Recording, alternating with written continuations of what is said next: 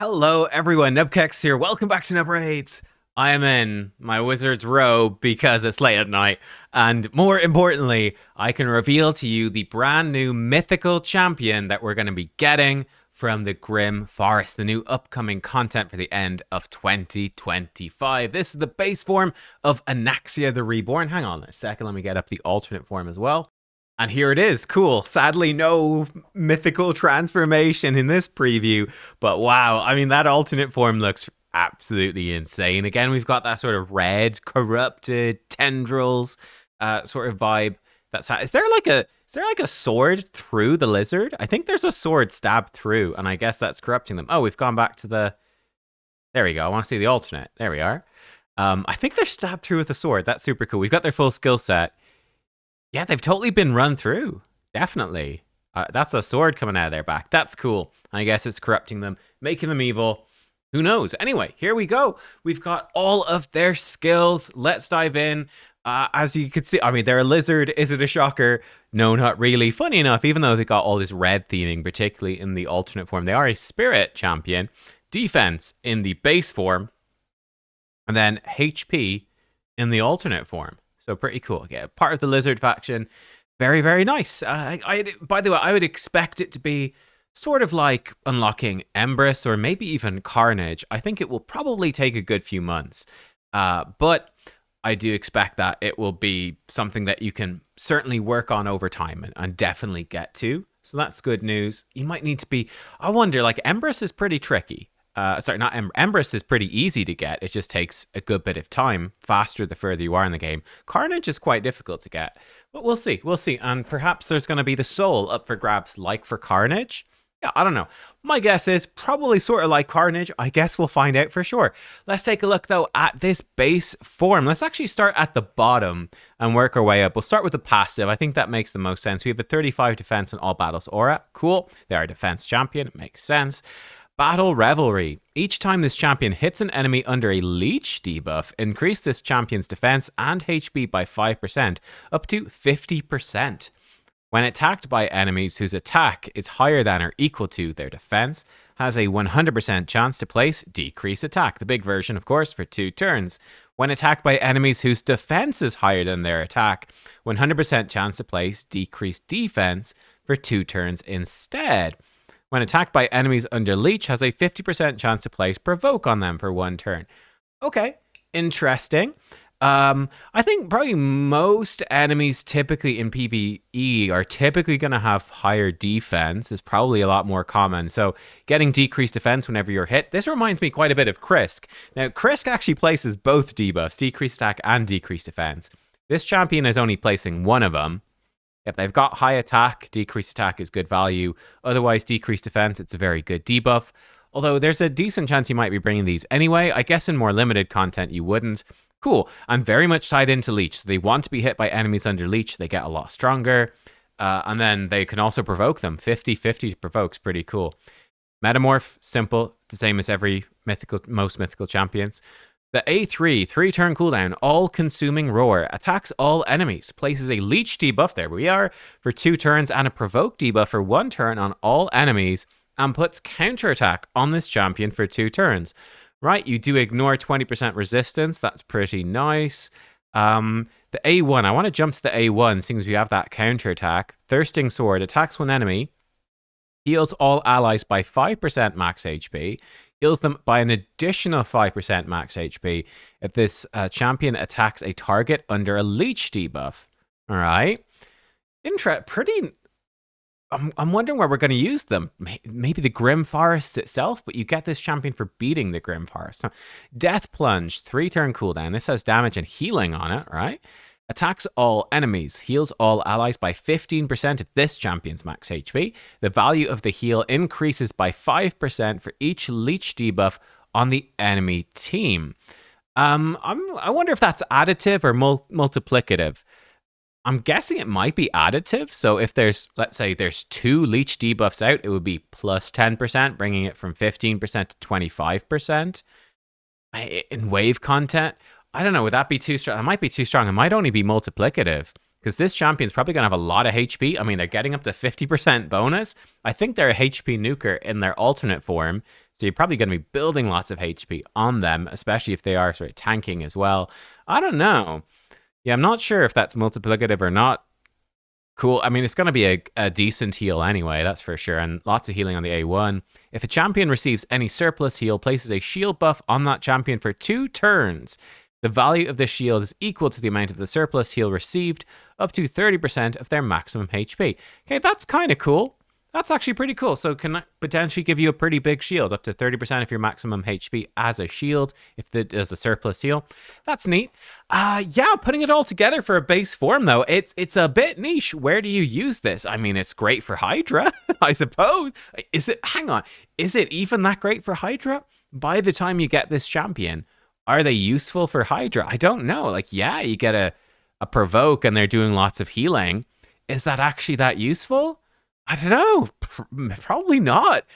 Bit weird. Yeah, I'm not sure about that. Definitely for wave content, like Faction Wars, amazing. Probably the Cursed Forest, Grim Forest itself, amazing. Cursed City, Doom Tower, whatever. Wave-based content is great. Most bosses, no, unless there are specific Grim Forest bosses that are going to be very good for it. I think the couple we've seen so far, this will be good against, actually. You know, Leech and healing the team is pretty nice against a couple where they quite punish buffs, but they are hitting you for lots of damage. Yeah, this is very useful. But again, it's just a bit, you get this champion for beating the Grim Forest. So is it, I don't know. Bit on the fence about this one. For PvP, not great. One thing they do have that works well, you know, you do the 3-turn cooldown AoE provoke. If you've placed the leech as well, when you're attacked, you've a 50-50 to provoke them. So you could get a little bit of a provoke chain and then really be spamming lots of A1s and pumping out tons of healing to your team. Yeah, they're definitely going to bring loads of healing. They're going to bring pretty good crowd control. They'll probably do a little bit of damage as well. But yeah, I don't know. Only looks okay. I think for a mythical, not great. Let's see. Does the alternate form redeem it? Again, looks visually cool. As I said, I think this form is a damage dealer. So Rage Nexus, still a defense aura as well. Rage Nexus, the passive, will ignore 15% of a target's defense if the target's HP is lower than this champion's. Will also ignore 15% defense if they're under leech. Every third skill this champion uses will attack all enemies instead. And I do see that all of their abilities, from the looks of it, are single target attacks. That's kind of cool. And then another part, this champion joins every third attacking skill used by allies, and they'll use their default attack. All right, that's cool. What is their default attack? Blade Axle. Attacks one enemy, puts block buffs for 2 turns. Debuff cannot be resisted if the target's HP is lower than this champion's. Okay, a little bit of a weird situation here. Again, like wave content, Grim Forest bosses, whatever, none of them are going to have lower HP. I'm not 100% sure if this passive will carry across. Will this 50% bonus passive and defense? I'm not sure. Will that carry across to this form? I don't know. Not 100% sure about that. But nonetheless, yeah. For PvP, I mean, in PvP, you'll definitely have more HP than most enemies, though it will depend. You're going to need to stack HP pretty hard to guarantee it against super tanky enemies like, you know, Galathirs, Marishka, other HP nukers. You know, you're going to lose a lot of damage if your HP is lower. So you might, you know, for example, ditch a bit of crit damage substats or something and get some more HP percent substats. That might be quite important. But yeah, if the passive from Form 1 carries over, that should really help and you'll be super safe. So it's a little bit weird. It does seem like you want higher HP than them, so that screams arena. Like Faction Wars hard, they've got so much HP, you know? So it is screaming arena, but then you also sort of need the leech, right? You're ignoring defense if you place the leech. So that becomes really difficult to land the provoke and leech from Form 1.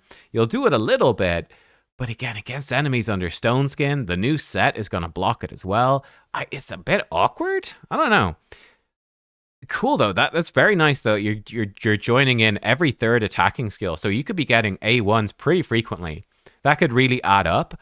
Now, one thing as well that we have is obviously there are no in-game counters, and here's another champion that has like, so I'm thinking about things like Thor's passive, Odin's passive, Sanguine Maria's passive.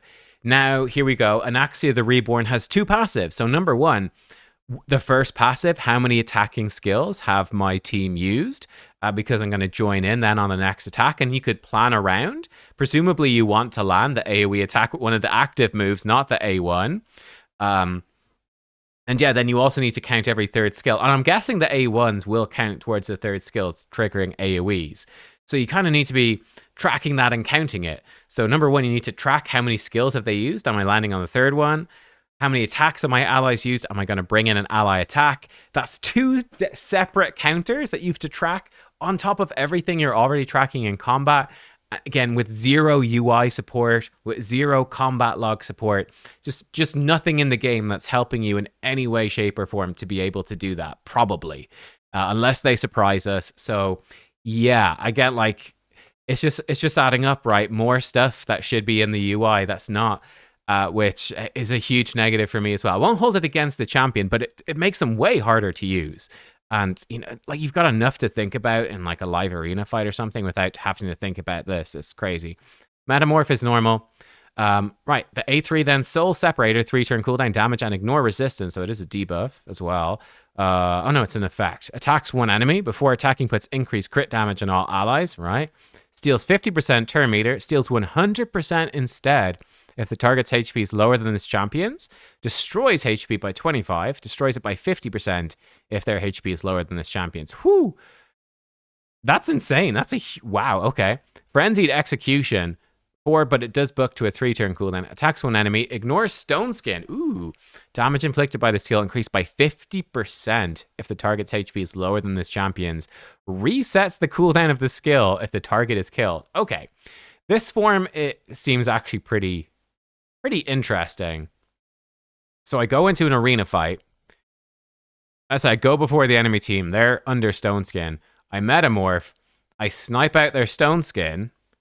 Resets the cooldown on this. Maybe I get a little ally attack here from a couple of my teammates attack. Well, I'd need, I guess, 3 other teammates to attack, so everyone else needs to attack. Maybe I join in with the A1. Now I've used 2 skills. I come back to my turn. Hey, if they're still under Stone Skin, I can now AoE nuke them with this, and this is probably going to hit really hard. Or if they're not protected by Stone Skin, I could potentially steal all of their turn meters and destroy their HP. Alternatively, I open with this A2, snipe someone with Stone Skin, reset the cooldown. I don't get 3 friendly attacks, so I've not built up. I'm still on 1 skill. That I get back to my turn. I target someone, anyone really. I steal 100% turn meter. I choose a high turn meter enemy. I steal that with the A3. It's just a single target hit. But that's 2 attacks. I've used the A2 and the A3. I get back to my turn really quickly because I just stole turn meter. And now I've got my A2 ready to go. And it's going to ignore Stone Skin. It's going to hit 50% harder. It's going to nuke them. Surprise, motherfucker. Your ally, the rest of your teammates landed some attacks. You waste the AoE on the A1. I don't know. No, but that's kind of a cool combo. Like A2 into A3 into an A2. Or potentially an A2 into the ally attack A1 into an AoE A3. That could be cool. So I'm intrigued to see how it works. It's presuming that the A1 does count as doing an AoE attack. Yeah, okay. This form definitely has potential. It's interesting. So let's say that we build them kind of like an Empress.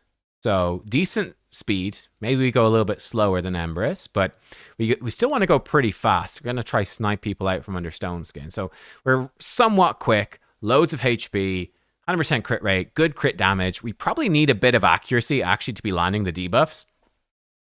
We also don't need to worry about it too much.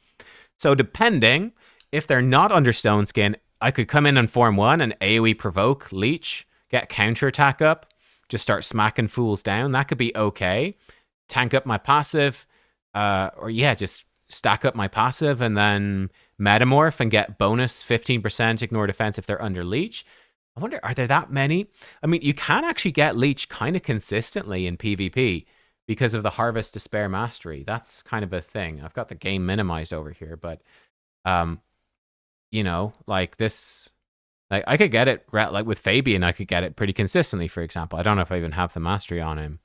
Yeah, I do. This mastery here, you have a 60% chance to place leech when you place hard crowd control. Most hard crowd control.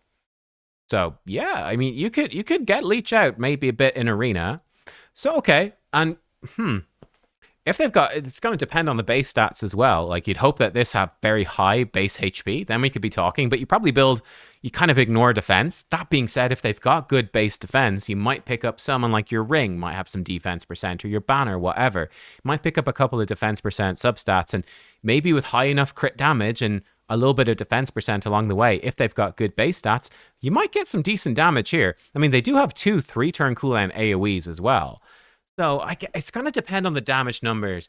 Let me know what you think. On the whole, I do feel like they're not too crazy, though.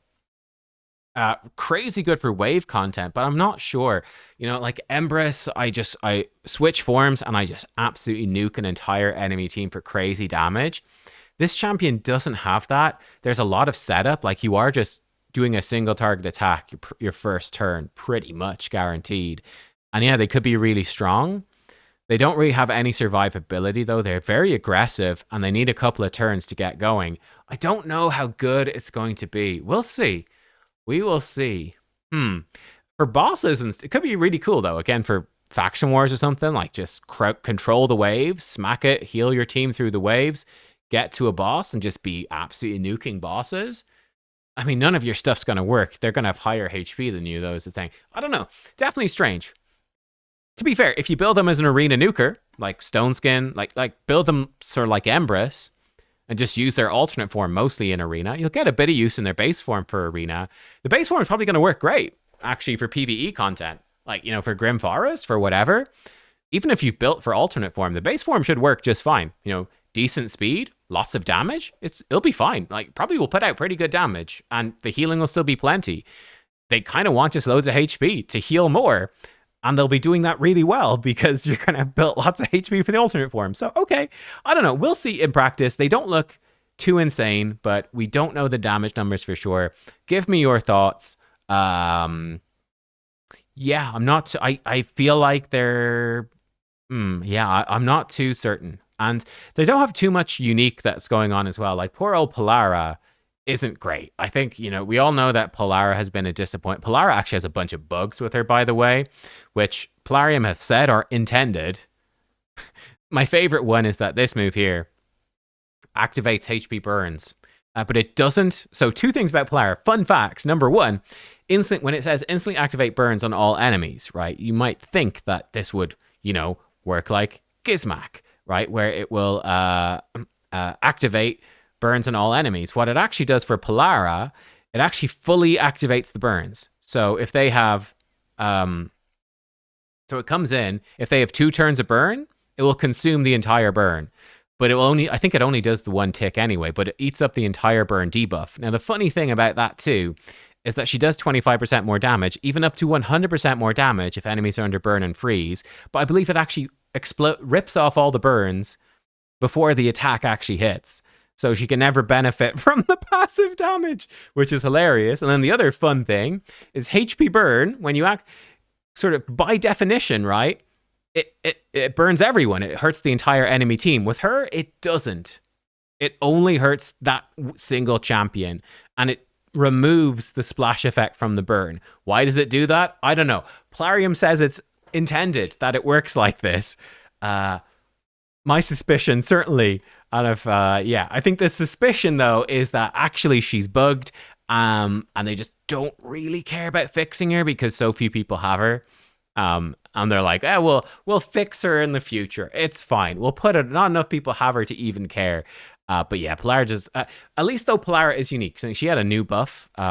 Intercept for the whole team's kind of cool. She has the Ensnare buff. She's currently the only champion with it. This champion doesn't have too much unique. I don't know. They seem like a low tier mythical to me. That's my impression, but we'll see the damage. They don't seem too insane, but I mean, they're a mythical. Both forms will certainly be somewhat useful to you, but yeah, not wowing me. Give me your thoughts. Little rant about Polara thrown in there for good measure as well. Yeah, there we go, guys. Thanks for watching. Hope you enjoyed. I'll see you next time. Goodbye.